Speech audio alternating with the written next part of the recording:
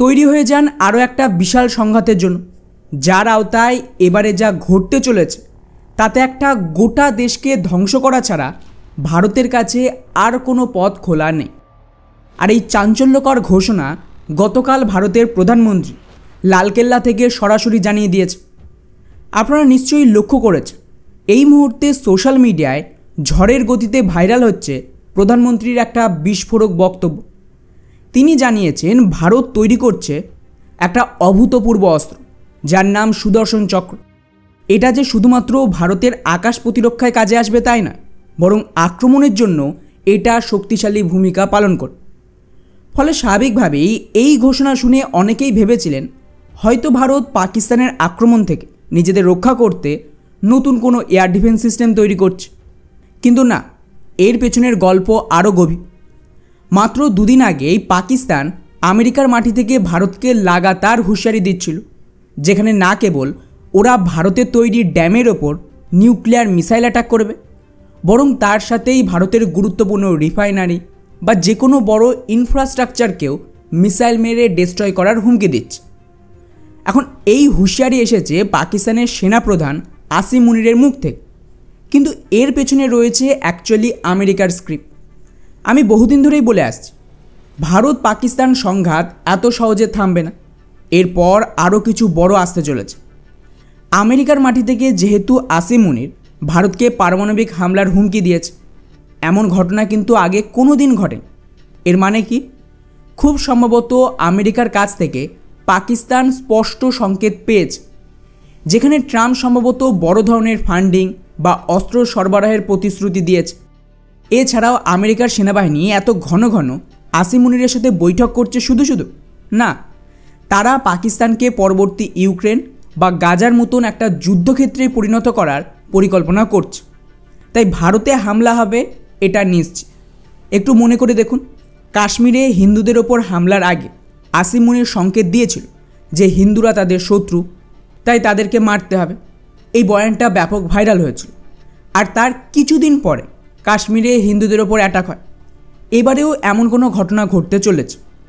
এই হুমকির জবাব দিতেই প্রধানমন্ত্রী মোদি ঘোষণা করলেন এই সুদর্শন চক্রের। আর এটা কোনো সাধারণ এয়ার ডিফেন্স সিস্টেম না। যারা এটাকে এয়ার ডিফেন্স সিস্টেম বলে চালাচ্ছে তারা ভুল বলছে। এটা আসলে একটা কৌশলগত মাস্টার প্ল্যান বলা উচিত। সহজ ভাষায়, শ্রীকৃষ্ণের সুদর্শন চক্র কী করত? শত্রুর সমস্ত অস্ত্রকে নিষ্ক্রিয় করে রক্ষা করত, আর সেই সঙ্গে শত্রুর ওপর আক্রমণও চালাত। ঠিক একইভাবে ভারত কোনো নতুন অস্ত্র তৈরি করছে না, বরং ইতিমধ্যে থাকা অস্ত্রগুলোকে একটা নতুন কমান্ডের অধীনে এনে একটা সমন্বিত ব্যবস্থা গড়ে তুলছে।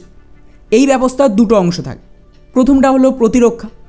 আপনারা ইতিমধ্যে দেখে থাকবেন, ভারতের সমস্ত এয়ার ডিফেন্স সিস্টেমকে একত্রিত করে একটা মাল্টি লেয়ার প্রতিরক্ষা ব্যবস্থা গড়ে তোলা হয়েছে। এতে শর্ট রেঞ্জের মিসাইল থেকে শুরু করে S-400 এমনকি BMD শিল্ড, সমস্ত এয়ার ডিফেন্স একটা কেন্দ্রীয় কমান্ডের অধীনে কাজ করছে।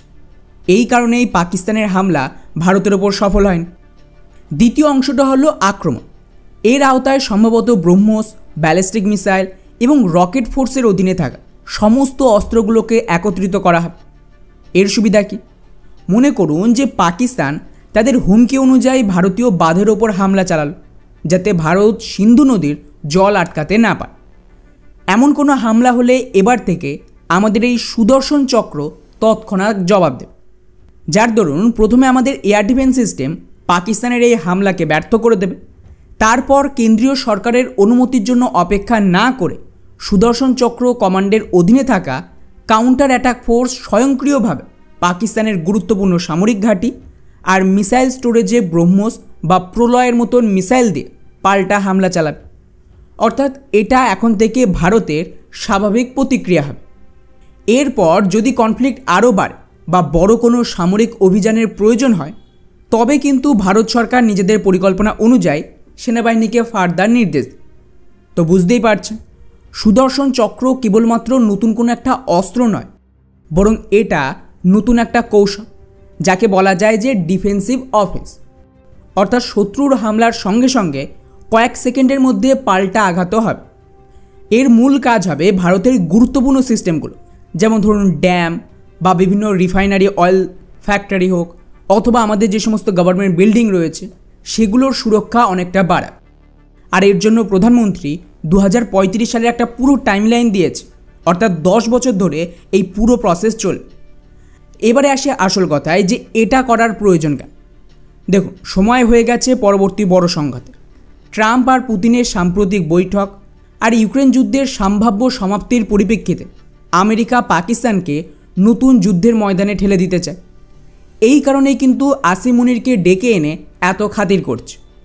গত কিছুদিনে মুনির তো প্রায় 8 থেকে 10 বার ভারতকে হুমকি দিয়েছে নানাভাবে, আর এর পেছনে রয়েছে আমেরিকার সাপোর্ট। তাই প্রধানমন্ত্রী মোদি এই হুমকির জবাবে সুদর্শন চক্র ঘোষণা করে বিশ্বকে স্পষ্ট বার্তা দিয়েছে। এবারে দেখার পালা যে আমেরিকা এরপর কী পদক্ষেপ। কিন্তু একটা কথা তো পরিষ্কার, পাকিস্তান এখানে শুধু একটা পুতুল, আর পর্দার পেছনে আসল গেম তো আমেরিকাই খেলবে।